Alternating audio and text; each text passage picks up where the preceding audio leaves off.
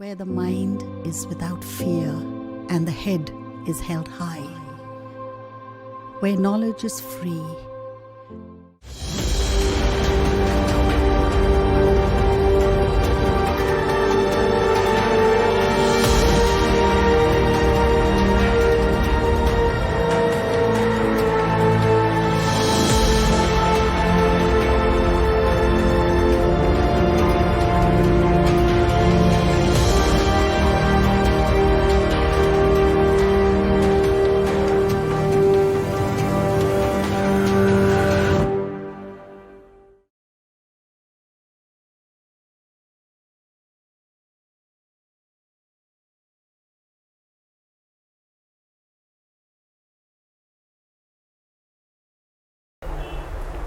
Hello students, আমার নাম শুভজিৎ চৌধুরী। আমি চণ্ডীপুর জুনিয়র হাই স্কুলের সহশিক্ষক। আমি আজকে দশম শ্রেণীর ভৌতবিজ্ঞানের আলো অংশের দ্বিতীয় অংশ শুরু করব। প্রথমে আমরা যেটা শুরু করব সেটা হচ্ছে আয়তাকার স্ল্যাবের মধ্য দিয়ে আলোর প্রতিসরণ।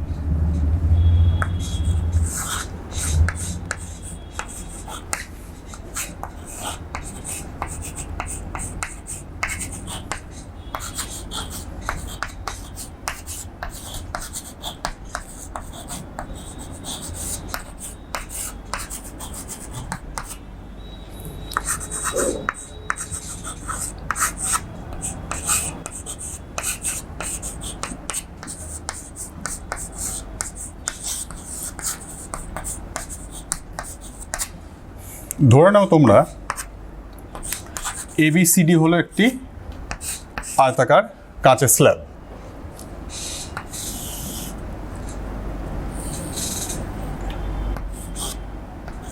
এটা আপতন কোণ ধরে নেওয়া হচ্ছে I1, স্ল্যাবের প্রতিসরাঙ্ক ধরে নেওয়া হচ্ছে μ2, স্ল্যাবের পারিপার্শ্বিক মাধ্যমে প্রতিসরাঙ্ক ধরে নেওয়া হচ্ছে আপতন মাধ্যমে প্রতিসরাঙ্ক ধরে নেওয়া হচ্ছে μ1, আর যে মাধ্যমে নির্গত হচ্ছে সেই মাধ্যমে প্রতিসরাঙ্ক ধরে নেওয়া হচ্ছে μ1।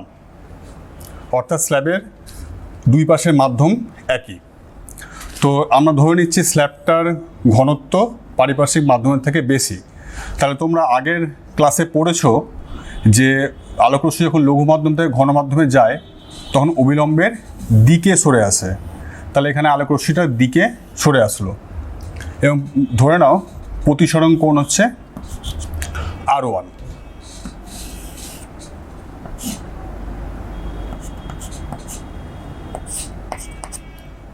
এবার এই আলোক রশ্মিটা যখন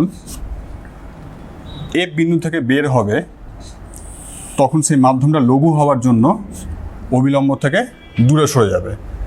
যেহেতু EG আর FH এই দুটো সরলরেখা সমান্তরাল, সেজন্য এই কোণটা যদি I1 হয় স্বাভাবিকভাবে এই কোণটাও I1 হবে, একান্তর কোণ। আচ্ছা, নির্গমন কোণটা আমি ধরে নিলাম হচ্ছে I2। এবার আমরা দুটো বিন্দুতে স্নেলের সূত্র প্রয়োগ করব। স্নেলের সূত্র তোমরা অলরেডি আগের ক্লাসে পড়েছো। ই বিন্দুতে স্নেলের সূত্র প্রয়োগ করছি আমি। μ1 sin I1 equals μ2 sin R1। সূত্রটা তোমরা এইভাবে মনে রাখবে। স্নেলের সূত্রটা এই মাধ্যমে প্রতিসরাঙ্ক ইন্টু এই মাধ্যমের কোণের সাইনের গুণফল ইকুয়ালস এই মাধ্যমে প্রতিসরাঙ্ক ইন্টু এই মাধ্যমে কোণের সাইনের গুণফল। তাহলে μ1 sin I1 সমান μ2 sin R1। আচ্ছা, এটা হচ্ছে আমরা ই বিন্দুতে প্রয়োগ করলাম স্নেলের সূত্রটা। এবার আমরা প্রয়োগ করব হচ্ছে এফ বিন্দুতে। তাহলে এফ বিন্দুতে কতটা হবে? μ2 sin R1 equals μ1 sin I2। দুটো ডান পক্ষ এই প্রথম সমীকরণটা, এই 1 নম্বর সমীকরণটা, এটা আর 2 নম্বর সমীকরণের 1 নম্বর সমীকরণের ডান পক্ষ আর 2 নম্বর সমীকরণ বাম পক্ষে দুটো পরস্পর সমান। সেই হচ্ছে আমরা এই দুটোকে সমান করে দিচ্ছি। তাহলে আমাদের যেটা দাঁড়ালো সেটা হচ্ছে μ1 sign I1 equals μ1 sign I2। তাহলে μ1 দুই থেকে ক্যান্সেল হয়ে গেল, সাইন সাইন বাদ হলো, তাহলে আমরা বলতে পারি I1 ইকুয়ালস হচ্ছে I2। তাহলে যেটা আমরা দেখতে পাচ্ছি আপতন কোণ আর নির্গমন কোণ এই দুটো পরস্পর সমান।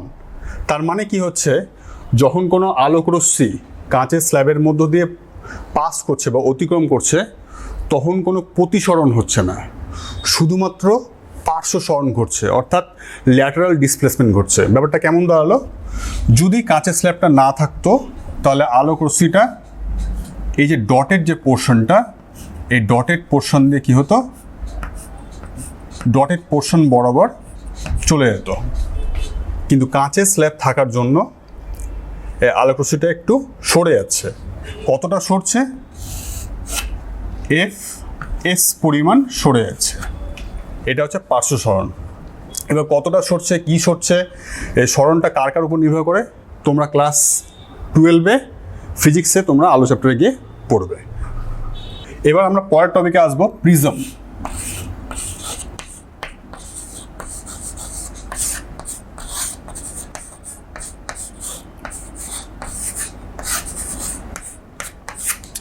প্রিজম কি?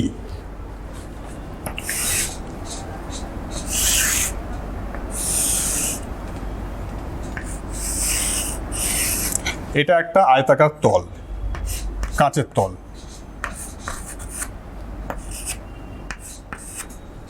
আরেকটা আমরা আয়তাকার কাঁচের তল নিচ্ছি,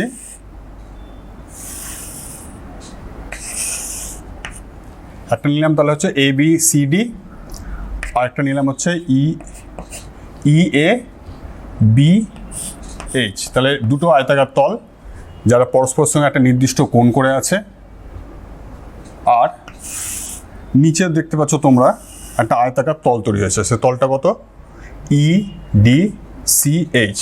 তাহলে মোট তিনটে আয়তাকার তল দাঁড়ালো, একটা হচ্ছে ABCD, একটা হচ্ছে EABH, একটা হচ্ছে CHED।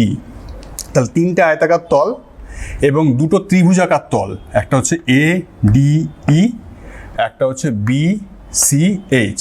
এই পাঁচটি তল দ্বারা সীমাবদ্ধ স্বচ্ছ প্রতিসারক মাধ্যমকে আমরা বলি হচ্ছে প্রিজম। এখন দেখা যাচ্ছে যে ABCD আর একটা হচ্ছে AEHB, এই যে দুটো তল, এই দুটো তলকে আমরা বলি হচ্ছে প্রতিসারক তল। তাহলে প্রতিসারক তল আমাদের কোনটা দাঁড়ালো, ABCD ও AEHB।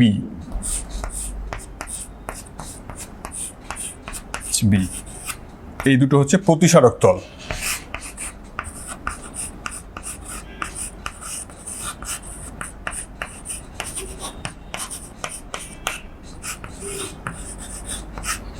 ঠিক আছে, এবার প্রিজমটা দেখতে পাচ্ছ একটা আয়তাকার তল আর একটা আয়তাকার তল আছে, সেটা কোনটা, CDEH। CDEH দেখতে পাচ্ছ তলটা, এই তলটাকে আমরা বলছি ভূমি বা বেস, ভূমি বা বেস। আর প্রতিসারক তলটা হচ্ছে রিফ্র্যাক্টিং সারফেসেস। আচ্ছা, ABCD আর একটা হচ্ছে AEHB, এই তল দুটো পরস্পরের সঙ্গে একটা কোণ করে নত আছে, তোমরা দেখতে পাচ্ছ সেই কোণটা এ কোণ। এই এ কোণটাকে আমরা বলছি হচ্ছে প্রিজম কোণ, প্রিজম অ্যাঙ্গেল। তাহলে প্রিজম কোণ কোনটা, BAE হচ্ছে আমাদের প্রিজম অ্যাঙ্গেল, প্রিজম কোণ। আচ্ছা, আবার সেই ওই আয়তাকার তল দুটো লক্ষ্য করো, ABCD আর একটা হচ্ছে ABHE, এরা পরস্পরকে একটা রেখা বরাবর ছেদ করেছে, একটা রেখায় ছেদ করেছে AB, এটাকে আমরা বলছি প্রান্ত রেখা।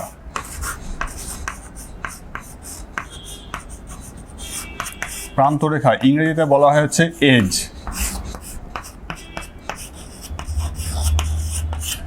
এজ। আর যদি আমরা খুব কেয়ারফুলি লক্ষ্য করি তাহলে একটা প্রিজম বেশ কতগুলো এরকম ত্রিভুজের সমষ্টি।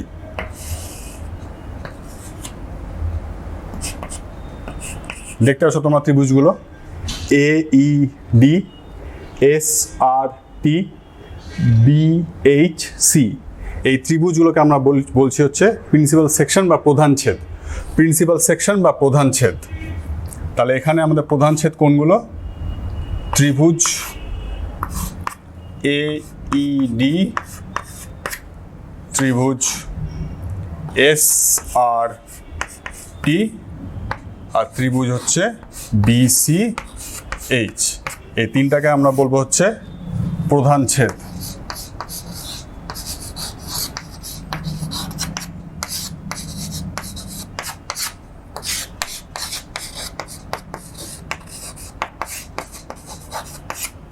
প্রিন্সিপাল সেকশন বলবো। এবার যখনই আমরা প্রিজম নিয়ে আলোচনা করব তখন তোমরা মনে রাখবে গোটা প্রিজমটা নিয়ে আলোচনা না করে আমরা প্রধান ছেদ নিয়ে আলোচনা করব। অর্থাৎ আমরা পরবর্তী যে টপিকে যাব যেখানে আমরা দেখাবো চ্যুতিকোণ বা অ্যাঙ্গেল অফ ডেভিয়েশন, সেখানেও আমরা মেনলি এই প্রিজমের প্রধান ছেদ বা প্রিন্সিপাল সেকশন নিয়ে আলোচনা করব। দ্বিতীয় টপিক হচ্ছে চ্যুতিকোণ।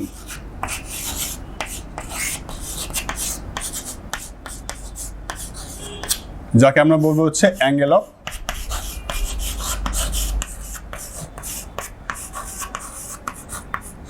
ডেভিয়েশন। এটা নিয়ে হচ্ছে আজকে পরেরটা আমরা আলোচনা করব, পরের টপিকটা আমরা আলোচনা করব। তো প্রথমে বলেছিলাম যে প্রিজম নিয়ে যখন আমরা আলোচনা করব প্রধানত আমরা হচ্ছে প্রিজমের প্রধান ছেদ নিয়ে আলোচনা করব। তো ধরে নাও এটা হচ্ছে একটা প্রিজমের প্রধান ছেদ এ বি সি। আমরা এখানে এই পারিপার্শ্বিক মাধ্যমিক প্রতিসরাঙ্ক ধরলাম μ1, এটা ধরলাম হচ্ছে আমরা হচ্ছে μ2, আর এই মাধ্যমটা আমরা ধরলাম হচ্ছে সেম μ1। তাহলে যেটা আমাদের দাঁড়াচ্ছে এটা একটা লম্ব টানলাম আমরা, তাহলে এখান দিয়ে একটা আলোকরশ্মি পড়লো। আমরা ধরছি এটা লঘু মাধ্যম, এটা হচ্ছে ঘন মাধ্যম। তাহলে কি দাঁড়ায়? আলোকরশ্মি যখন লঘু মাধ্যম থেকে ঘন মাধ্যমের দিকে আসে তখন এই যে লম্বটা তোমরা দেখতে পাচ্ছ, এই লম্বটার নাম আমি দিয়ে দিই পি টি। এই লম্বের কাছে চলে আসবে। তাহলে আলোকরশ্মিটা কি হলো? লম্বের কাছে চলে আসলো। তাহলে এই পয়েন্টটাতে আমি আরেকটা লম্ব টানলাম, এটা নাম দিয়ে দেওয়া হচ্ছে, এটা নাম দিলাম টি, এটা নাম দেওয়া হচ্ছে আর, এটা নাম দেওয়া হচ্ছে ও, এটা নাম দেওয়া হচ্ছে কিউ, নাম দিয়ে দাও। তাহলে যখন আলোকরশ্মিটা ও পয়েন্ট থেকে নির্গত হবে দ্বিতীয় মাধ্যমে তখন কি দাঁড়াবে? তখন হচ্ছে আলোকরশ্মিটা লঘু মাধ্যম হবার জন্য অভিলম্ব থেকে দূরে সরে যাবে। তো এটা হচ্ছে আপতন কোণ I1, আর এটা ধরলাম হচ্ছে নির্গমন কোণ I2। ঠিক আছে? যদি এই প্রিজমটা না থাকতো তাহলে কি হতো? আলোকরশ্মিটা হচ্ছে এই যে ডটেড রেখা বরাবর কি হতো? ডটেড রেখা বরাবর চলে যেত। তাহলে আমাদের চ্যুতিকোণ কোনটা দাঁড়াবে? এই হচ্ছে আমাদের চ্যুতিকোণ। কিন্তু প্রিজম থাকার জন্য কি হচ্ছে? আলোকরশ্মি সোজাসুজি কি হচ্ছে? এই বরাবর চলে যাচ্ছে। তাহলে এটা হলো আমার চ্যুতিকোণ ডেল্টা। আমরা এটা ডেল্টা দিয়ে চিহ্নিত করব, ডেল্টা। আচ্ছা, তাহলে আমরা একটা ত্রিভুজ নিই এখানে আর টি ও পি। আর পি ও একটা ত্রিভুজ নিলাম। এই ত্রিভুজটার বহিস্থ কোণ হচ্ছে ডেল্টা। এবার আমরা পড়েছি যে ত্রিভুজের বহিস্থ কোণের মান অন্তস্থ বিপরীত কোণ দুটির সমষ্টির সাথে সমান। এই কোণটাকে যদি আমি I1 ধরে নিই, R1 ধরে নিই, আর এই কোণটাকে যদি ধরে নিই হচ্ছে R2, তাহলে যেটা দাঁড়াচ্ছে সেটা হচ্ছে এই কোণটার মান হবে I1 মাইনাস I2, আর এই কোণটার মান দাঁড়াবে হচ্ছে I2 মাইনাস R2। তাহলে চ্যুতিকোণ কতটা দাঁড়াচ্ছে আমাদের? ত্রিভুজ আমরা নিচ্ছি পি আর ও, এখান থেকে আমরা যেটা পাচ্ছি চ্যুতিকোণ ডেল্টা সমান হচ্ছে I1 plus I2 minus R1 plus R2 এটা আমাদের দাঁড়ালো। এবার আমাদের উদ্দেশ্য হচ্ছে R1 এবং R2টাকে হচ্ছে প্রিজম কোণ এ দিয়ে রিপ্লেস করব। কীভাবে সেটা করব? একটা চতুর্ভুজ নিচ্ছি আমি, ARTO।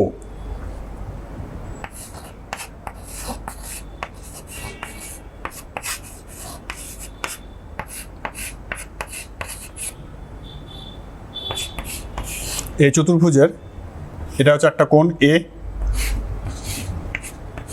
প্লাস এটা লম্ব, তোমরা জানো, তোমাকে প্রথমে বলেছিলাম পিটিটা হচ্ছে লম্ব, এই কোণটা হচ্ছে 90 ডিগ্রি, প্লাস এখানে একটা লম্ব এঁকেছি আমরা কিউটি, এটাও একটা লম্ব, তাহলে এই কোণটার মান হচ্ছে কত? 90 ডিগ্রি, প্লাস আরেকটা কোণটা RTO, এই কোণটা RTO হচ্ছে এই কোণটা, তাহলে RTO। চতুর্ভুজের চারটা কোণের সমষ্টি কত হয়? 360 ডিগ্রি, সেটা আমরা পড়েছি আগে। তাহলে যেটা দাঁড়াচ্ছে A প্লাস RTO ইকুয়ালস হচ্ছে 180 ডিগ্রি। আচ্ছা, আরেকটা ত্রিভুজ নিচ্ছি, এই ত্রিভুজটা নিচ্ছি আমরা। কোন ত্রিভুজটা? RTO, এই ত্রিভুজটাই নিচ্ছি। ত্রিভুজ RTO থেকে যেটা আমরা পাচ্ছি সেটা হচ্ছে কোন দুটো কোণ? এটা হচ্ছে R1, এটা হচ্ছে R2, আর এটা হচ্ছে কোনটা? RTO। তাহলে R1 plus R2 plus angle RTO, এটা দাঁড়াবে হচ্ছে 180 ডিগ্রি। তাহলে এই দুটো সমীকরণের ডান পক্ষ দুটো সমান, দুটোই 180, সেই জন্য এই দুটোকে আমরা সমান করে দিচ্ছি, যেটা দাঁড়াচ্ছে তাহলে R1 plus R2 plus RTO equals দাঁড়াচ্ছে হচ্ছে কত? A plus RTO। তাহলে RTO কেটে গেল, তাহলে এর মান কত দাঁড়াচ্ছে আমাদের? A সমান হচ্ছে R1 প্লাস R2। তাহলে এই এর মানটা, এই যে সমীকরণটা তোমরা দেখতে পাচ্ছ, এটা নাম দিলাম আমি 1 ইকুয়েশন। তাহলে এর মানটা আমি 1 ইকুয়েশনে বসিয়ে দিচ্ছি। তো আমাদের যেটা দাঁড়ালো, চ্যুতি কোণ বা angle of deviation delta equals হচ্ছে I1 plus I2 minus A। এটা হচ্ছে প্রিজমের মধ্য দিয়ে যখন কোনো আলোক রশ্মি যায় তখন ও যতটা কোণে চ্যুতি হয় অর্থাৎ ডেভিয়েট হয় তার রাশিমালাটা। আচ্ছা, এবার আমরা চ্যুতি কোণের উপর একটা নিউমেরিক্যাল করব, অর্থাৎ একটা অঙ্ক করব আমরা। সে অঙ্কটা কি? অঙ্কটা প্রথমে টুকে নিচ্ছে।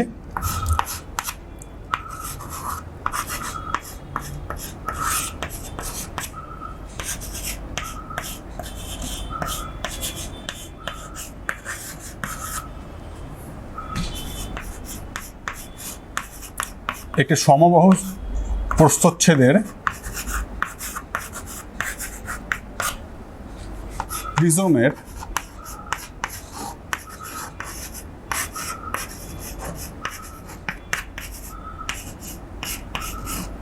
প্রতিসারক তলে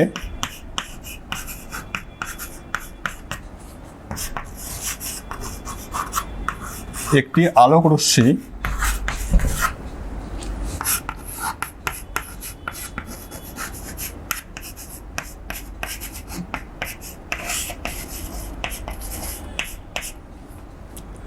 তিরিশ ডিগ্রি কোণে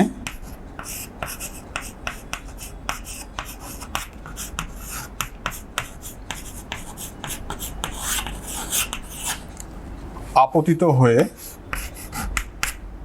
অপর প্রতিসারক তল থেকে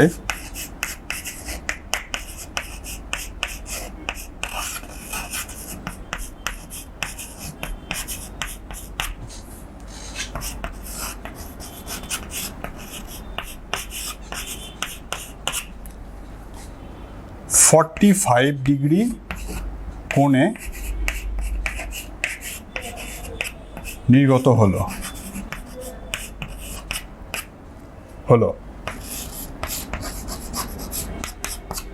চ্যুতি কোণের মান কত?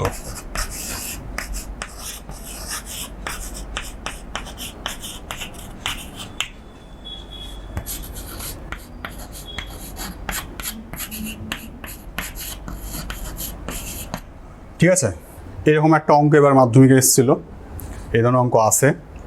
তো যেটা প্রথম প্রশ্নটা আমি আরেকবার রিপিট করছি, যে একটি সমবাহু প্রস্থচ্ছেদের প্রিজমের প্রতিসরক তলে একটি আলোকরশ্মি 30 ডিগ্রি কোণে আপতিত হয়ে অপর প্রতিসরক তল থেকে 45 ডিগ্রি কোণে নির্গত হলো, চ্যুতি কোণের মান কত? তো আমি একটু আগে পড়লাম, চ্যুতি কোণ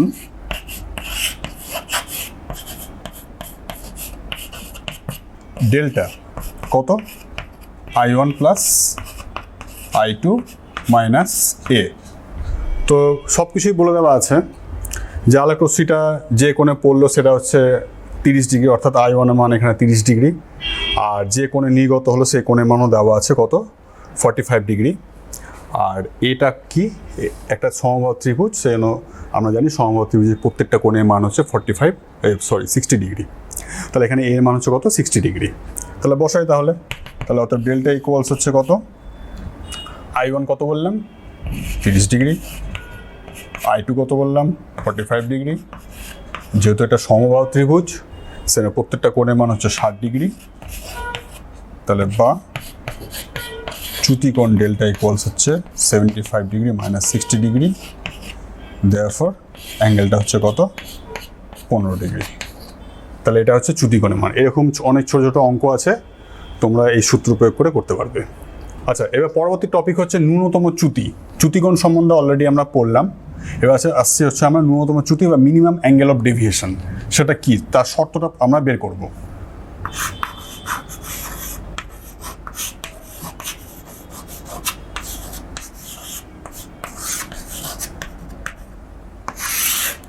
ন্যূনতম চ্যুতির শর্ত, এটা খুব একটা ইম্পর্টেন্ট কোশ্চেন। তো ডেল্টা ওয়ান ইকুয়ালস টু আমরা পেলাম হচ্ছে I1 প্লাস I2 মাইনাস এ। এবার দেখো এটাকে আমরা যেভাবে করছি, delta one equals root over I1 তার স্কোয়ার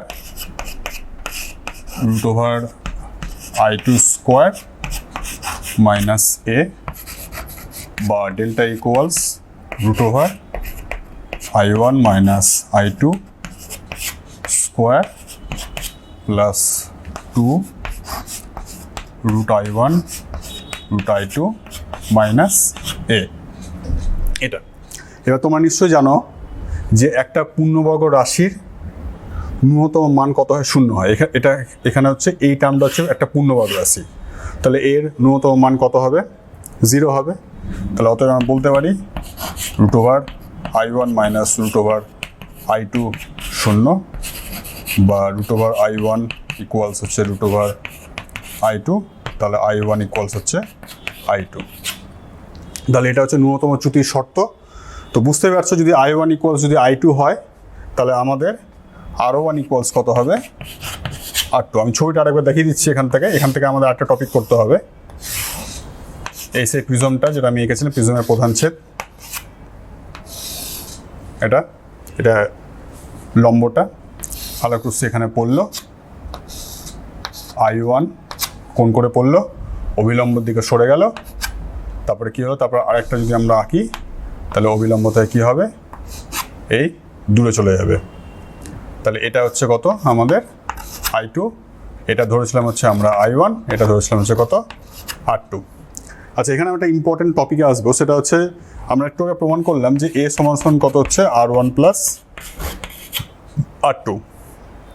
যেহেতু ন্যূনতম চ্যুতিকোণের ক্ষেত্রে কত হচ্ছে? R1 R2 দুটো সমান, সেই জন্য এ ইকুয়ালস হচ্ছে R1 প্লাস R1, R2 জায়গায় R1 বসালাম। তাহলে R1 কত হচ্ছে আমাদের? A/2, এটা পেলাম আমরা। আচ্ছা, তাহলে ন্যূনতম চ্যুতিকোণটা তাহলে কত দাঁড়াবে আমাদের? ডেল্টা মিনিমাম ইকুয়ালস যেটা দাঁড়াবে, ডেল্টা এম লিখলাম আমরা, I1 I2 সমান, সেই জন্য এখানে আমরা একটা কাজ করছি, I2 জায়গায় আবার আগের মতো নিয়ে I1 বসিয়ে দিলাম, বা ডেল্টা এম ইকুয়ালস কত হচ্ছে? 2I1 মাইনাস কত এ। তাহলে I1 ইকুয়ালস কত হচ্ছে? Delta M plus A by 2। তাহলে স্নেলের সূত্র অ্যাপ্লাই করি। কোন পয়েন্টটাতে স্নেলের সূত্র অ্যাপ্লাই করবো? পি পয়েন্টটাতে স্নেলের সূত্র অ্যাপ্লাই করছি। তাহলে পি বিন্দুতে স্নেলের সূত্রানুসারে কত দাঁড়াবে? এখানে মিউ ইকুয়ালস, আমি ধরলাম যে পারিপার্শ্বিক মাধ্যমের সাপেক্ষে প্রতিসরাঙ্ক হচ্ছে মিউ, তাহলে মিউ ইকুয়ালস আমরা জানি sign I1 by sine R1, তাহলে I1 এর মানটা আমি বসিয়ে দিচ্ছি sine delta M plus A by 2, আর R1 মানে কত বেশি আমরা সাইন R1 মানে পেয়েছি a বাই 2, তাহলে সাইন a বাই 2। এটা একটা ইম্পর্টেন্ট প্রমাণ যে প্রমাণ করতে দিতে পারে যে প্রমাণ করা একটা পারিপার্শ্বিক মাধ্যমের সাপেক্ষে প্রিজমের প্রতিসরাঙ্ক mu equal sine delta M plus a by 2 by sine a by 2। এখানে এটা ডেল্টা এমটা হচ্ছে ন্যূনতম চ্যুতিকোণ।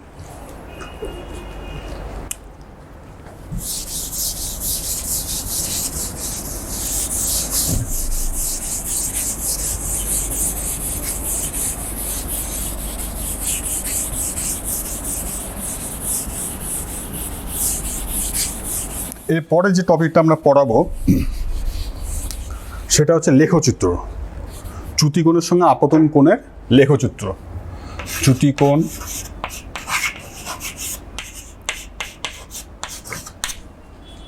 ভার্সেস আপতন কোণের লেখচিত্র। আচ্ছা, লেখচিত্রটা করার আগে একটু বেসিক ধারণা দিয়ে দিই। অনেক সময় তোমাদের মনে কনফিউশন চলে আসে যে আমরা এক্স অক্ষ বরাবর কোনটা ধরবো, ওয়াই অক্ষ বরাবর আমরা কোনটা ধরবো। তো এক্স অক্ষ বরাবর হচ্ছে স্বাধীন চলরাশি আর ওয়াই অক্ষ বরাবর হচ্ছে পরাধীন চলরাশি, অর্থাৎ ওয়াই এক্সের উপর কী করে ডিপেন্ড করে বা নির্ভর করে। ঠিক যেমন ক্রিকেট খেলায় আমরা দেখেছি যে এক্স অক্ষ ওভার না হলে রান পাওয়া যায় না, তাহলে এক্স অক্ষ বরাবর হচ্ছে আমরা কিনি ওভার নিই আর ওয়াই অক্ষ বরাবর আমরা কিনি রান নিই। তাহলে এখানেও তাই, এখানেও সে একই জিনিস যে আপতন কোণ যদি না থাকে তাহলে চ্যুতিকোণে কোনো প্রশ্ন আসে না। তাহলে আপতন কোণটা হচ্ছে এখানে স্বাধীন চলরাশি আর চ্যুতি কোণটা হচ্ছে এখানে কি পরাধীন চলরাশি। তো সেই জন্য আমরা আপতন কোণটা কোণ বরাবর নিব, আপতন কোণ বরাবর নিব হচ্ছে এক্স অ্যাক্সিস বরাবর।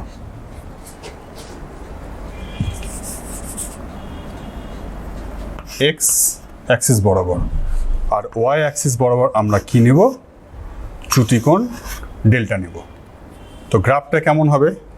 আপাতভাবে তোমাদের মনে হতে পারে যে এই গ্রাফ ডেল্টা ইকুয়ালস হচ্ছে I1 প্লাস I2 মাইনাস এ সরলরৈখিক হবে। সেটা সরলরৈখিক হয় না, কারণ আমরা এখানে কোণে পরিমাপ করি, ডিগ্রিতে আমরা পরিমাপ করে লেখচিত্রটা এখানে বসাই। সে লেখচিত্রটা এখানে সরলরৈখিক হবে না। কেমন হবে লেখচিত্রটা? আমি এক্সপ্লেন করছি ব্যাপারটা। এরকম লেখচিত্রটা হবে। তো দেখো তোমরা যে নির্দিষ্ট একটা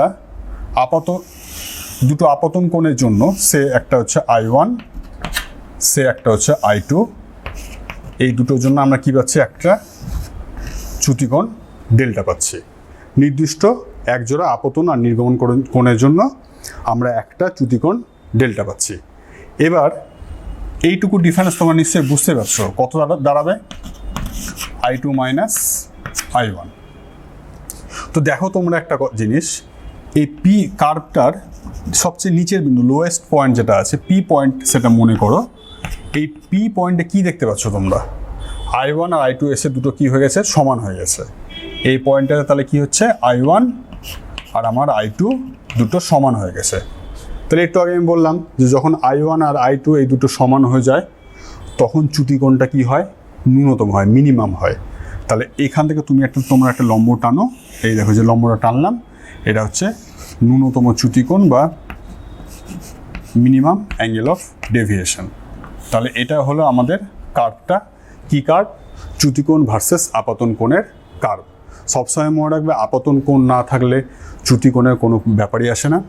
সেজন্য আপতন কোণটাকে আমরা এক্স অক্ষ বরাবর রেখেছি আর চ্যুতিকোণটাকে আমরা রেখেছি হচ্ছে ওয়াই অক্ষ বরাবর।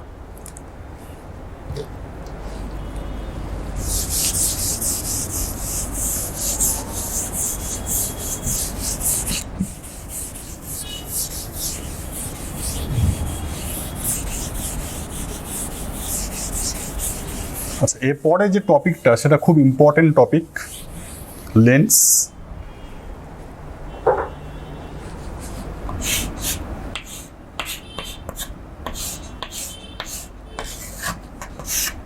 খুব মনোযোগ সহকারে শুনবে তোমরা। লেন্স, লেন্সটা কি? দুটো গোলীয় তল, দুটো গোলীয় তল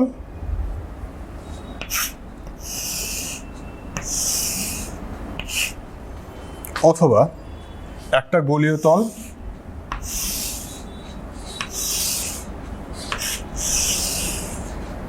এবং সমতল দ্বারা সীমাবদ্ধ স্বচ্ছ প্রতিসরক মাধ্যমকে আমরা বলি হচ্ছে লেন্স।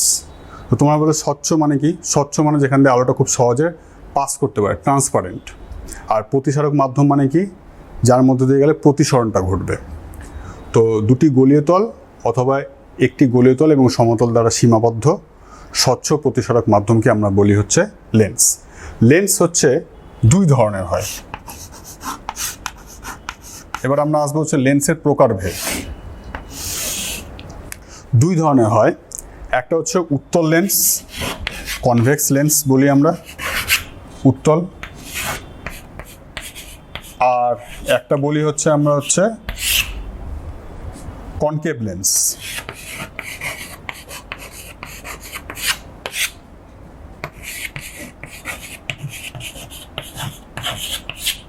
কনকেভ লেন্স, উত্তল লেন্স কোনটা? এই যে দেখতে পাচ্ছ, প্রথম ছবিটা যেটা দেখতে পাচ্ছ সেটা হচ্ছে একটা উত্তল লেন্স। কি তার বৈশিষ্ট্য? যে এই লেন্সটার মাঝখানটা মোটা আর দুই প্রান্তটা আস্তে আস্তে সরু হয়ে গিয়ে একটা পয়েন্টে এসে মিলিত হয়েছে, তাকে আমরা কী বলবো? উত্তল লেন্স বলবো। অর্থাৎ যে লেন্সের মাঝখানটা মোটা এবং দুই প্রান্তটা ক্রমশ সরু হয়ে গেছে, সেই লেন্সটাকে আমরা বলবো হচ্ছে কি উত্তল লেন্স, বা ইংরেজিতে বলবো হচ্ছে কনভেক্স লেন্স। আর অবতল লেন্স কোনটা বলবো? ঠিক এর উল্টোটা, যে লেন্সের মাঝখানটা সরু এবং দুই দিক আস্তে আস্তে আস্তে আস্তে চওড়া হয়ে গেছে, তাকে আমরা বলবো হচ্ছে কি অবতল লেন্স, বা ইংরেজিতে বলবো হচ্ছে কনভেক্স লেন্স, কনকেভ লেন্স। এখন দেখো, এই যে উত্তল লেন্সও তিন ধরনের হয়, সেটাতে আমরা আসছি। আর অবতল লেন্সও তিন ধরনের হয়, সেটাতে আমরা আসছি।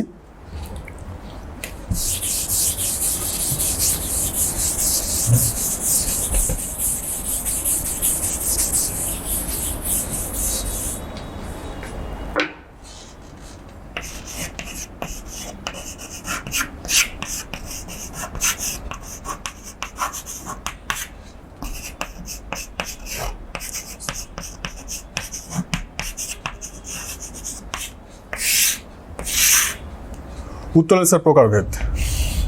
প্রথমে যে লেন্সটা আঁকলাম দেখো, তোমরা দেখতে পাচ্ছ এর দুটো তলই উত্তল, এভাবে কার্ভ হয়ে আছে, দুটো তলই উত্তল। এটা হচ্ছে উভোত্তল লেন্স।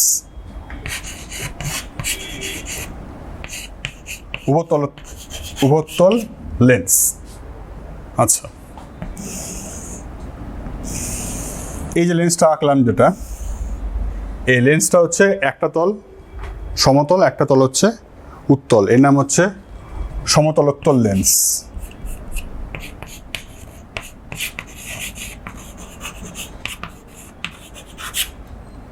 ঠিক আছে, তারপরে দেখো লেন্সের যেটা আসছে একটা পার্ট, সেটা হচ্ছে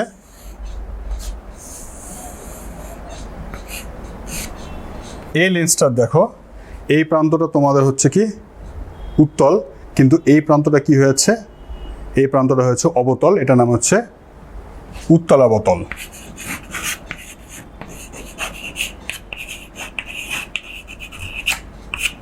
উত্তলাবতল, এই দিকটা উত্তল আর এই পোর্শনটা কি হয়ে গেল? অবতল হয়ে গেল। তাহলে এই হচ্ছে উত্তল লেন্সের প্রকারভেদ। একইভাবে আমরা আসবো হচ্ছে অবতল লেন্সের প্রকারভেদ।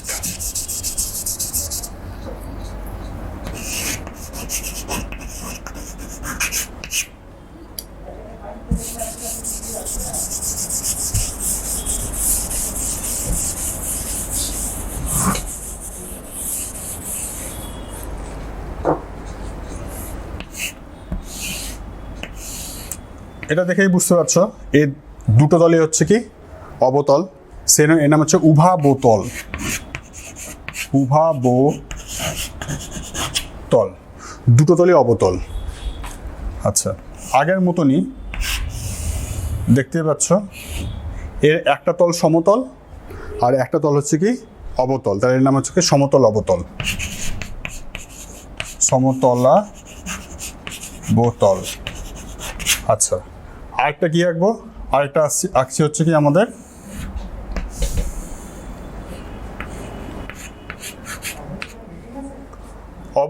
উত্তল অবতল, অবতলোত্তল।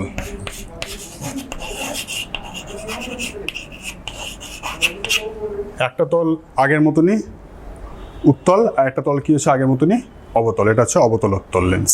তাহলে এই হচ্ছে আমাদের অবতল লেন্সের প্রকারভেদ। এবার উত্তল লেন্স আর অবতল লেন্সকে হচ্ছে আমরা আরেকটা লেন্স নামে, ওদের নাম আরেক ধরনের হয়, সেটা আমরা আসছি টপিকটাতে। তারপরে আমরা লেন্সের বেশ কিছু গঠনে যাচ্ছি, আমরা বেশ কিছু ডেফিনেশন যেটা আমাদের দরকার পড়ে আসে লেন্স সম্বন্ধে জানতে হলে। যদি একটা লেন্স আমরা দেখি, খুব কেয়ারফুলি লক্ষ্য করি, তাহলে আমরা দেখতে পারবো যে একটা লেন্সের দুটো তল, একটা গোলকের অংশ।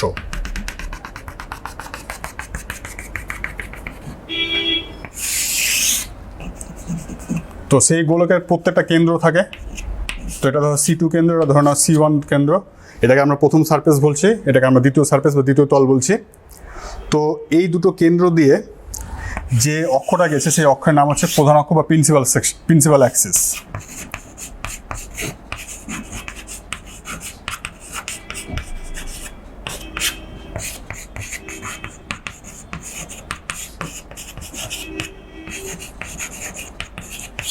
আচ্ছা, এটা একটা বক্রতা কেন্দ্র, আর এটা হচ্ছে আরেকটা বক্রতা কেন্দ্র। C1 C2 এই দুটো হচ্ছে বক্রতা কেন্দ্র। আচ্ছা, দ্বিতীয় ডেফিনেশন হচ্ছে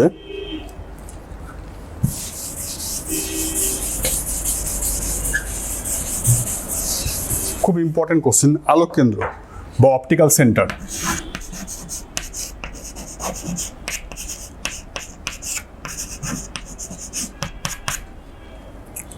সেটা কি?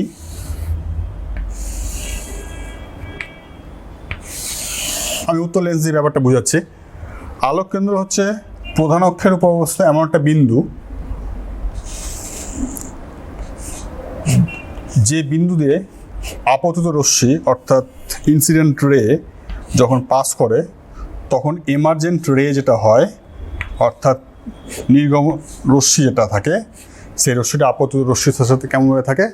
সমান্তরাল থাকে। অর্থাৎ বলতে পারো যে আলোক কেন্দ্র হচ্ছে প্রধান অক্ষের উপর অবস্থিত এমন একটা বিন্দু, যে বিন্দুটার মধ্য দিয়ে যখন আলোক রশ্মি পাস করে বা অতিক্রম করে, তখন নির্গত রশ্মি আর আগত রশ্মি পরস্পর সমান্তরাল হয়। একটা ভুল ধারণা সবার মধ্যেই থাকে যে আলোক কেন্দ্র বা অপটিক্যাল সেন্টার যেটা, সেটা হচ্ছে লেন্সের ভেতরে থাকে। সেটা না, লেন্সের বাইরেও থাকতে পারে। যেমন আগে যে উদাহরণগুলো দিলাম আমরা, সমতলোত্তল লেন্স যেটা আছে, যেটা দেখতে পাচ্ছ আলোক কেন্দ্র একদম ঠিক গায়ে থাকে। আর আরেকটা যেটা পড়েছো, এই ধরনের যে লেন্সগুলো সমতলোত্তল বা অবতলোত্তল লেন্সগুলো আছে, এগুলোর ক্ষেত্রে আলোককেন্দ্রটা বাইরে থাকে, অবস্থান করে। অর্থাৎ আলোককেন্দ্র লেন্সের ভেতরে থাকবে এমন কোনো কথা নেই। আলোককেন্দ্র সবসময় প্রধান অক্ষের উপর থাকে, আর আলোককেন্দ্র সবসময় হচ্ছে একটা নির্দিষ্ট বিন্দু, ফিক্সড বিন্দু। এটা প্রমাণ করা যায়। সেই প্রমাণটা তোমরা ক্লাস 12-এর ফিজিক্সে আলো চ্যাপ্টারে গিয়ে পড়াশোনা পড়বে।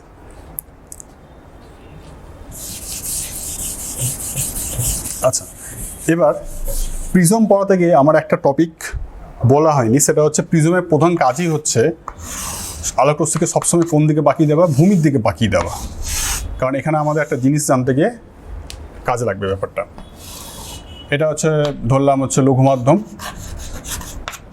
এটা ঘন। তো আলোক রশ্মি যখন পড়ছে তখন কী হচ্ছে আমরা জানি যে প্রিজমটা ঘন মাধ্যম হওয়ার জন্য অভিলম্বের কাছে সরে আসছে। তাহলে আমরা দেখতে পাচ্ছি কি যে আলোক রশ্মিটা সবসময় কী হয়? ভূমির দিকে সরে আসে। এই নীতিটা আমাদের এখানে কাজে লাগবে। কিসে কাজে লাগবে? এই যে উত্তল লেন্সের যে একটা ধর্ম, সেই ধর্মে কাজে লাগবে। উত্তল লেন্সকে আমরা বলবো হচ্ছে একটা অভিসারী লেন্স বলবো, অর্থাৎ কনভার্জিং লেন্স বলবো। কনভার্জিং লেন্স কোনটা?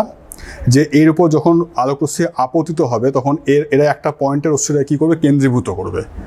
আর অবতল লেন্সকে আমরা বলবো হচ্ছে কি অভিসারী লেন্স, অর্থাৎ ডাইভার্জিং লেন্স, অর্থাৎ চারিদিকে কী করবে? আলোক রশ্মিটাকে ছড়িয়ে দেবে। তো আসছি ব্যাপারটাকে এক্সপ্লেন করি। একটা আমরা যদি খুব কেয়ারফুলি লক্ষ্য করি, একটা উত্তল লেন্স হচ্ছে অনেকগুলো প্রিজমের সমষ্টি।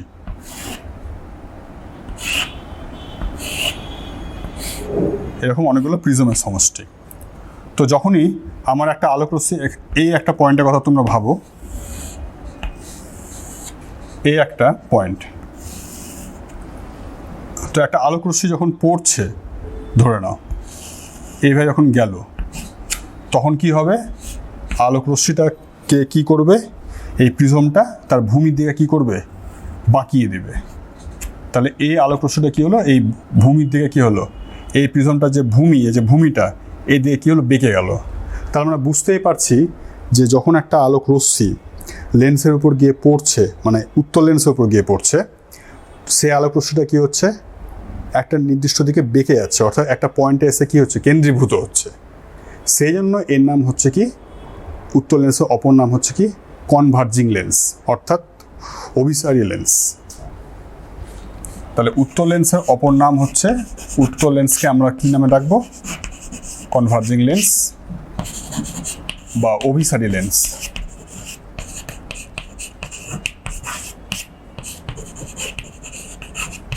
ঠিক আছে, একইভাবে যদি আমরা অবতল লেন্সটাও দেখি,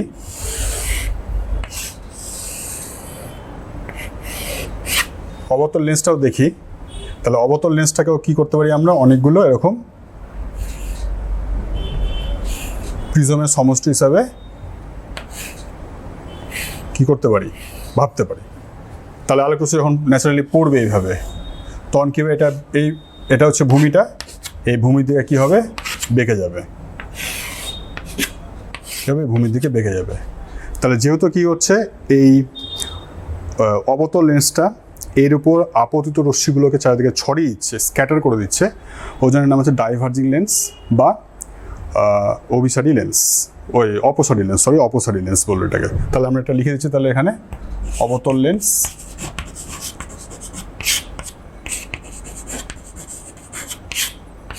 বা অপসারী লেন্স।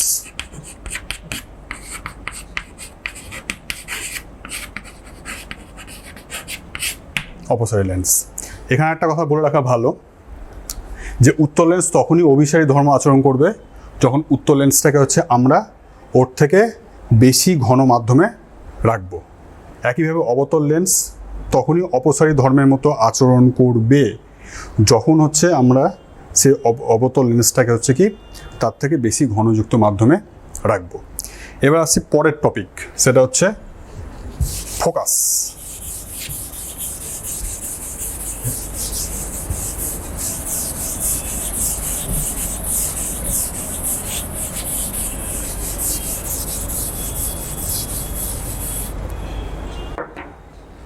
ফোকাস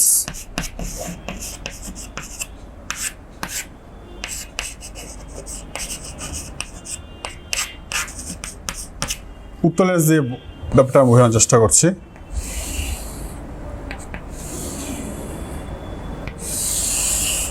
আচ্ছা, দ্বিতীয় মুখ্য ফোকাস প্রথমে আসছি আমরা, সেটা হচ্ছে যে প্রধানকের সমান্তরাল আলোক রশ্মি যখন উত্তল লেন্সের উপর পড়ে তখন পরাপর হচ্ছে কি প্রধান অক্ষের উপর অবস্থিত এক নির্দিষ্ট বিন্দু দিয়ে চলে যায়, যাকে আমরা বলছি হচ্ছে কি দ্বিতীয় মুখ্য ফোকাস। প্রথম মুখ্য ফোকাসে আমি আসছি, আর আলোককেন্দ্র থেকে দ্বিতীয় মুখ্য ফোকাসের দূরত্বকে আমরা বলবো হচ্ছে দ্বিতীয় মুখ্য ফোকাস দূরত্ব। আর লেন্সের ফোকাস দূরত্ব বলতে মেনলি দ্বিতীয় মুখ্য ফোকাস দূরত্বকেই বোঝায়। আচ্ছা, এটা হলো দ্বিতীয় মুখ্য ফোকাস। আচ্ছা, এবার প্রথম মুখ্য ফোকাসটা কি?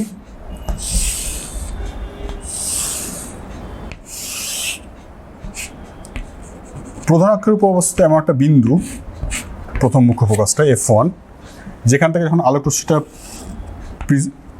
লেন্সের উপর এসে পড়বে, যখন নির্গত হবে সেটা প্রধান অক্ষের সাথে কীভাবে নির্গত হবে, সমান্তরালভাবে নির্গত হবে। এটাকে আমরা বলবো হচ্ছে কি প্রথম মুখ্য ফোকাস। আরেকবার রিপিট করছি, টপিকটা হচ্ছে আমাদের ফোকাস। তো ফোকাস মেনলি দু ধরনের হয়, একটা হচ্ছে মুখ্য ফোকাস, একটা হচ্ছে গৌণ ফোকাস। আগে আমি মুখ্য ফোকাস সম্বন্ধে বলছি। মুখ্য ফোকাস দুই ধরনের হয়, একটা হচ্ছে প্রথম মুখ্য ফোকাস, একটা হচ্ছে দ্বিতীয় মুখ্য ফোকাস। তো প্রথম মুখ্য ফোকাস সম্বন্ধে বলি যে প্রথম মুখ্য ফোকাস হচ্ছে প্রধান অক্ষের লেন্সের প্রধান অক্ষের উপর অবস্থিত এমন একটা বিন্দু যেখান থেকে আলোক রশ্মি পরাপর যখন অপর পৃষ্ঠ থেকে নির্গত হবে সেটা হচ্ছে প্রধান অক্ষের সাথে ঠিক সমান্তরালভাবে নির্গত হবে। আর দ্বিতীয় মুখ্য ফোকাস কি, প্রধান অক্ষের সমান্তরাল আলোক রশ্মি লেন্সের উপর পড়লো, পরাপর প্রধান অক্ষের উপরে একটা নির্দিষ্ট বিন্দু এসে মিলিত হলো, এটাকে আমরা বলেছি হচ্ছে কি দ্বিতীয় মুখ্য ফোকাস। আর আলোককেন্দ্র থেকে দূরত্বকে আমরা বলে হচ্ছে দ্বিতীয় মুখ্য ফোকাস দূরত্ব। এটা গেল হচ্ছে আমাদের ফোকাস। এবার আসছি গৌণ ফোকাস। তার আগে একটা কথা বলে রাখা ভালো, যদি মুখ্য ফোকাস দূরত্ব ধরলাম মুখ্য ফোকাস দূরত্ব ধরলাম হচ্ছে F1, আর প্রথম মুখ্য ফোকাস দূরত্ব, আর দ্বিতীয় মুখ্য ফোকাস দূরত্ব ধরলাম হচ্ছে আমি F2। তাহলে একটা প্রমাণ করা যায়, এই প্রমাণটা খুব দরকার নেই, তো মনে রাখবে একটু, F1/F2 ইকুয়ালস মাইনাস μ1/μ2। যেহেতু দুটো ফোকাস লেন্সের দুপাশে অবস্থিত, ওই জন্য একটা প্লাস হলে একটা মাইনাস হয়, ঠিক আছে। যদি F1 আর F2 কখন সমান হবে? যদি μ1 μ2 সমান হয়। তাহলে মনে রাখবে লেন্সের দুই পাশের মাধ্যম যদি একই হয় তাহলে কি হচ্ছে, একমাত্র প্রথম মুখ্য ফোকাস আর দ্বিতীয় মুখ্য ফোকাস দূরত্ব কী হয়, সবসময় সমান হয়, এটা মনে রাখবে। এবার আসছি আমি গৌণ ফোকাস।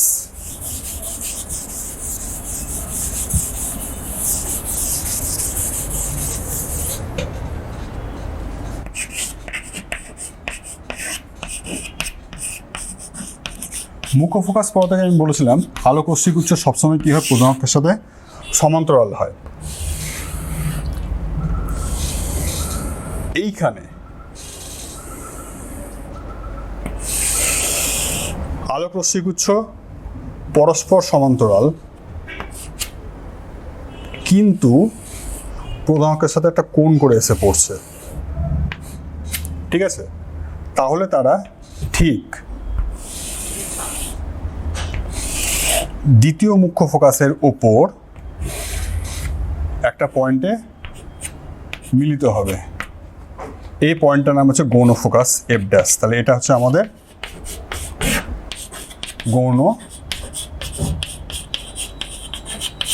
গৌণ ফোকাস F'।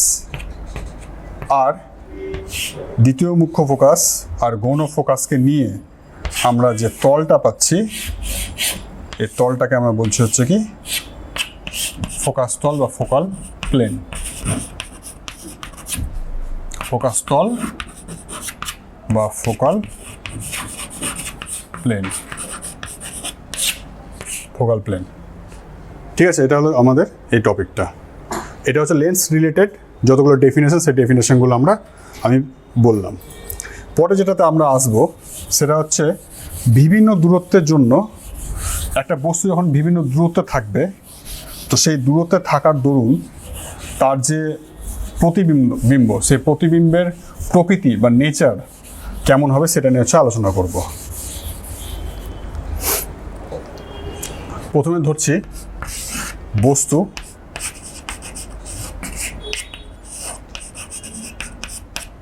অসীমে অবস্থিত।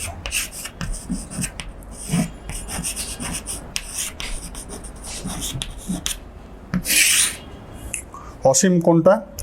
সূর্য, চন্দ্র, গ্রহ, নক্ষত্র যেগুলো আছে সেগুলো হচ্ছে আমরা ধরে নিই অসীমে অবস্থিত। অসীমে অবস্থিত থাকলে আমরা ধরি সে সমস্ত বস্তু থেকে আলোক রশ্মিগুলো কেমন হয়, পরস্পর সমান্তরাল আছে। তারা তোমার রশ্মিগুলো পরস্পর সমান্তরাল হয়, কিন্তু তারা প্রধান অক্ষের সাথে সমান্তরাল হতে পারে, আবার নাও হতে পারে। তাহলে এইভাবে আলোক রশ্মিগুলো এসে পড়লো, পড়ার পর কী হয় একটু আগে আমি বললাম তোমাদের যে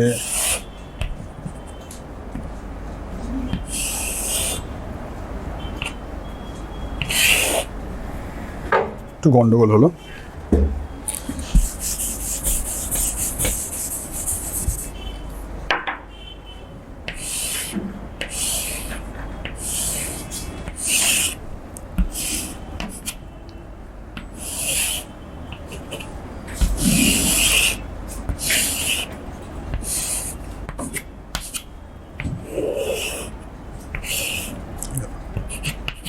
এই গেল। তাহলে প্রতিবিম্বটা কোথায় গঠিত হবে? ফোকাস তলে গঠিত হবে। প্রতিবিম্বটা হচ্ছে আমাদের কোথায় গঠিত হবে? ফোকাস তলে গঠিত হবে। তাহলে প্রতিবিম্বটা কেমন দাঁড়াচ্ছে? প্রতিবিম্বটা দাঁড়াচ্ছে হচ্ছে বস্তুর তুলনায় অনেক ছোট, কারণ আমরা জানি ভালো করে সূর্য, নক্ষত্র, গ্রহ এরা আকারে অনেক অনেক বড় হয়। তাহলে প্রতিবিম্বটা দাঁড়াবে কেমন? বস্তুর তুলনায় আকারে অনেক ছোট। আর অবশ্যই যেহেতু বস্তুটা উল্টো হচ্ছে সেখানে বস্তুটা হচ্ছে সৎ হবে প্রতিবিম্বটা। তাহলে প্রতিবিম্বের প্রকৃতি যেটা দাঁড়ালো, প্রতিবিম্ব কেমন? সৎ আকারে কি হবে?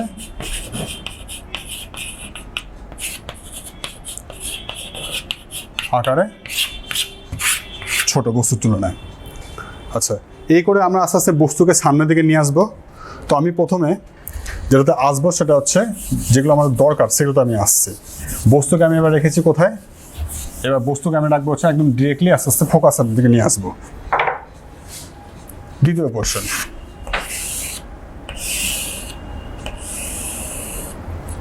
আচ্ছা এই ধরনের প্রতিবিম্বগুলো আঁকার একটা নির্দিষ্ট নিয়ম আছে, সেই নিয়মগুলো একটু বলে দিই।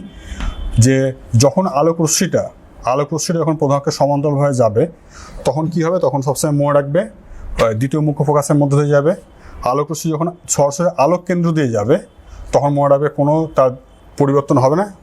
আর আরেকটা যখন আলোক রশ্মিটা হচ্ছে প্রথম মুখ্য ফোকাসে যখন যাবে তখন সেটা কি হবে, সেটা সরাসরি নির্গত রশ্মিটা হচ্ছে প্রধানকের সাথে সমান্তরাল হবে। তো আমি এটা ধরলাম হচ্ছে প্রথম মুখ্য ফোকাস, আর এটা ধরলাম হচ্ছে আমাদের দ্বিতীয় মুখ্য ফোকাস। ঠিক আছে, তো আলোক রশ্মিটাকে আমরা ধরলাম এখানে আছে, আলোক রশ্মি না বস্তুটাকে ধরলাম আমরা এখানে আছে, ধরলাম এটা হচ্ছে বস্তুটা PQ বস্তুটা। তাহলে প্রধানকের সমান্তরাল রশ্মি পড়লো, পরপর কি হলো, পরপর হচ্ছে কি হলো দ্বিতীয় মুখ্য ফোকাসের মধ্যে চলে গেল। আরেকটা রশ্মি যেটা আছে সেটা হচ্ছে আলোক কেন্দ্র দিয়ে গেল। আলোক কেন্দ্র দিয়ে যখন সরাসরি চলে যায় তখন হচ্ছে আমি কি বললাম, সেটা হচ্ছে কোনো তার ডেভিয়েশন বা চ্যুতি হয় না, সরাসরি চলে যায়। তাহলে এই যে এটা হচ্ছে আমাদের বস্তুটা, এটা হচ্ছে প্রতিবিম্বটা। তাহলে প্রতিবিম্বটা আগের মতন কি হচ্ছে, বস্তুর তুলনায় আকার ছোট হচ্ছে এবং কি হচ্ছে উল্টো হচ্ছে। উল্টো মানে হচ্ছে কি প্রতিবিম্ব, সৎ প্রতিবিম্ব। উল্টো মানে হচ্ছে আমাদের সৎ প্রতিবিম্ব। তো এই করে আস্তে আস্তে আমি বস্তুটাকে ফোকাসের দিকে নিয়ে আসছি। এবার আমি সরাসরি ফোকাসে বস্তুটাকে বসাবো।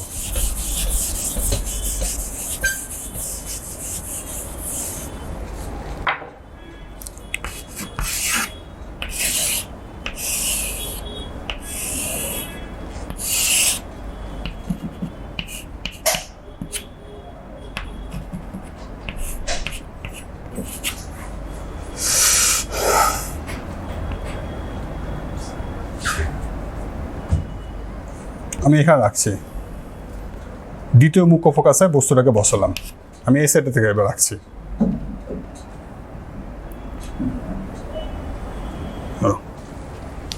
এখানে বসে প্রথম মুখ্য ফোকাসে বসাচ্ছি বস্তুটাকে, বসালাম। তাহলে এই একটা রশ্মি পড়লো, পরপর কি হলো ফোকাসের মধ্যে দিয়ে চলে গেল। আর একটা রশ্মি কি হলো, আলোক কেন্দ্র দিয়ে গেল, এই আলোক কেন্দ্র দিয়ে চলে গেল। তাহলে এই দুটো রশ্মি পরস্পর সমান্তরাল। সমান্তরাল কথার অর্থ কি, যে এরা কখনো মিলিত হবে না, অর্থাৎ বস্তুটা যেটা তৈরি হবে সেই বস্তুটা সদই হবে, কিন্তু বস্তুর তুলনায় প্রতিবিম্বটা যেটা তৈরি হবে সেটা সদই হবে, কিন্তু প্রতিবিম্বটা বস্তুর তুলনায় কী হবে, আকারে অনেক অনেক অনেক অনেক বড় হবে, অনেক গুণ বিবর্ধিত হবে। ঠিক আছে, তাহলে আবার রিপিট করছি কথাটা। আমি বস্তুটাকে প্রথম মুখ্য ফোকাসে রাখলাম। তাহলে একটা রশ্মি কী হলো, প্রধানকে সমান্তরাল পড়লো, পরে কী হলো দ্বিতীয় মুখ্য ফোকাসের মধ্যে দিয়ে চলে গেল। আর একটা রশ্মি কী হলো, আলোক কেন্দ্রের মধ্যে দিয়ে গেল, সরাসরি কী হলো বেরিয়ে চলে গেল। তাহলে যে রশ্মি দুটো পাচ্ছে সেই রশ্মি দুটো পরস্পর সমান্তরাল হচ্ছে। তাহলে এই রশ্মি দুটো কখন মিলিত হবে না, অর্থাৎ যে প্রতিবিম্ব তৈরি হবে সেটা বস্তুর তুলনায় আকারে অনেক অনেক অনেক অনেক বড় হবে, কিন্তু কি হবে, সৎ হবে। আচ্ছা, একটা কথা আরেকবার রিপিট করে দিচ্ছি। আমরা যখন হচ্ছে এই যে বিভিন্ন দূরত্বে বস্তুর অবস্থানের জন্য এই যে আমরা প্রতিবিম্ব কোথায় গঠিত হবে, কি গঠিত হবে, কেমন হবে তার প্রকৃতিটা, সেটার জন্য আমরা যে রশ্মি যেগুলো আঁকছি সেটার পদ্ধতিটা কেমন আরেকবার বলে দিচ্ছি আমি। যে যখন বস্তু থেকে যে রশ্মিটা বের হবে সেটা যদি মনে করো প্রধানকে সমান্তরাল হয় তাহলে অবশ্যই দ্বিতীয় মুখ্য ফোকাসের মধ্য দিয়ে যাবে। আর রশ্মিটা যখন আলোক কেন্দ্রের মধ্য দিয়ে যাবে তখন তার কোনো চ্যুতি বা ডেভিয়েশন হবে না। আরেকটা হচ্ছে যে যদি রশ্মিটা যদি মনে করো প্রথম মুখ্য ফোকাস থেকে যদি বের হয় তাহলে সেটা হচ্ছে নির্গত রশ্মিটা প্রধান অক্ষের সমান্তরাল হবে। এইভাবে হচ্ছে আমরা রশ্মি আঁকবো। আরেকটা হচ্ছে শেষ যেটা হচ্ছে সেটা হচ্ছে বস্তুটাকে আমরা ফোকাসের ভিতরে ঢুকিয়ে দেবো। এবার দেখি তার নেচারটা কেমন হবে।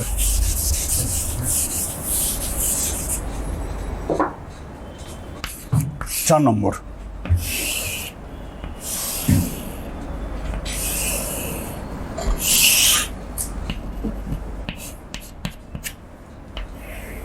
এই বস্তুটা আমি রাখলাম।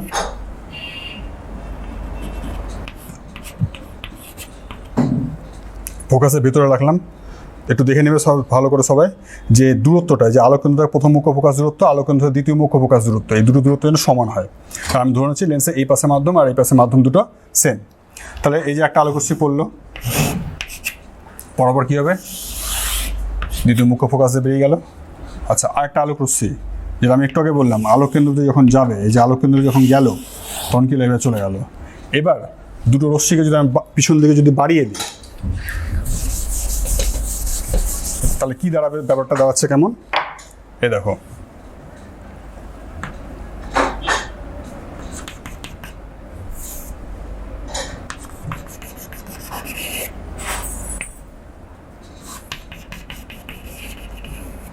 এরকম। তার মানে যেটা দাঁড়াচ্ছে প্রতিবিম্বটা কেমন হবে, এরকম দাঁড়াবে প্রতিবিম্বটা।